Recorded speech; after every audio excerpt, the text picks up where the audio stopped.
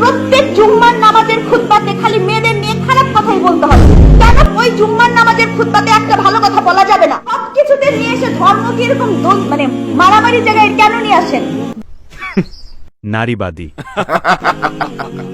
আরেকটা কুফুরি, নব্য নাস্তিকতা আরেকটা হলো যে ধর্মের বলে আমাদের উদার হতে হবে। কি হইতে হবে? উদার হইতে হবে।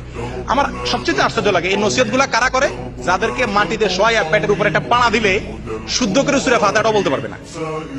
ওনারা ফতোয়া দেন আলেমদেরকে এবং 16 কোটি মানুষকে, মুসলমানকে শিখায় যে ধর্মের ব্যাপারে কি করা উচিত না, বাড়াবাড়ি করা, আর সব ব্যাপারে বাড়াবাড়ি করা যাবে। রাজনীতির নামে, দলবাজির নামে, অস্ত্র নিয়ে মহড়া করে সবকিছু করা যাবে, শুধুমাত্র ধর্মের বেলায় কি করা যাবে না?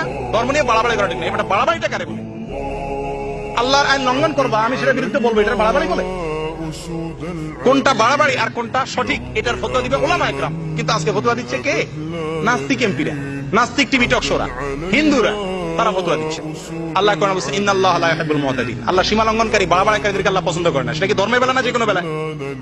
যে কোনো বেলা আল্লাহ তাআলা কি করে না? বাড়াবাড়িকে পছন্দ। কিন্তু ধর্মের বেলা বাড়াবাড়ি কাকে? আপনি এটা গান শুনতেছেন, আমি যদি বলি ভাই গানটা শুনেন না প্লিজ, বন্ধ করেন, এটা হারাম, তো সঙ্গে সঙ্গে বলবে কি ভাই ধর্ম নিয়ে বাড়াবাড়ি করা ঠিক না। বাড়াবাড়ি কাকে বলে? বাড়াবাড়ি হলো সীমানার বাইরে যাওয়া। গান না শোনা এটা ধর্মের ভিতরে জিনিস না বাইরের জিনিস? ধর্মের ভিতরে জিনিস আমি বলতে গেলে আমি বাড়াবাড়ি কেমনে হবে? বাড়াবাড়ি হবে ধর্মে যেটা নিষেধ করে নাই, আমি যদি সেটাও নিষেধ করতে যাই তখন সেটা বাড়াবাড়ি হবে নাকি? আজকে এরা এই কথা বলে শত শত মানুষকে বিভ্রান্ত করতেছে।